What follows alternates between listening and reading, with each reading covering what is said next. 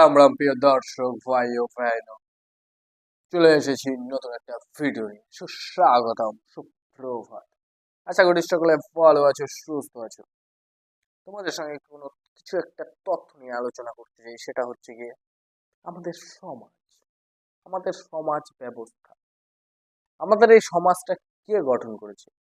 আমাদের এই সমাজটা কে গঠন করেছে? কার দ্বারা সঞ্চালিত হয়? সমাজ কিভাবে তৈরি হয়? Any idea? তো সমাজটা হচ্ছে গিয়ে আমাদের উপর নির্ভর করে। দেখো, তুমি একটা ভালো কাজ করলে, সেই কাজের মাধ্যমে কত 10-12টা ছেলে আশেপাশে ইন্সপায়ার্ড হলো তোমাকে দেখে, এবং তারা বলছে, তাদের মুখে মুখে সবসময় এটাই চলে, এর মতো আমাকে হতে হবে, আর তোমার মতো হতে চাইছে। তাহলে কি হলো? সমাজের পরিবর্তন কে আনলো? তুমি আনলে। কি করে আনলে? তোমার ভালো কাজের মাধ্যমে আনলে। এরকমটাই, একেই সমাজ বলে। তোমরা যাকে সমাজ বলছো ওটা সমাজ নয়।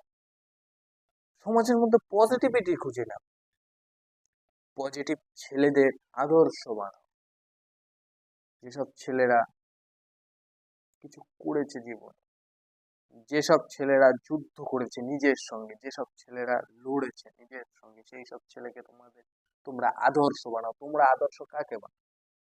যে মদ খাচ্ছে, সিগারেট ফুঁকছে, 4-5টা মেয়েদের সঙ্গে ঘুরছে, তাদের যদি তোমরা আদর্শ বানাও, তাহলে তো তোমরা সমাজকে দোষ দেবেই, কারণ সমাজ তো খারাপ তোমরাই করছো। সমাজ তো তোমরাই খারাপ করছো। আর দোষ দিচ্ছ কাদের? এই সমাজে থাকা যারা ভালো ভালো ব্যক্তিরা আছে, দোষ দিচ্ছ তাদের।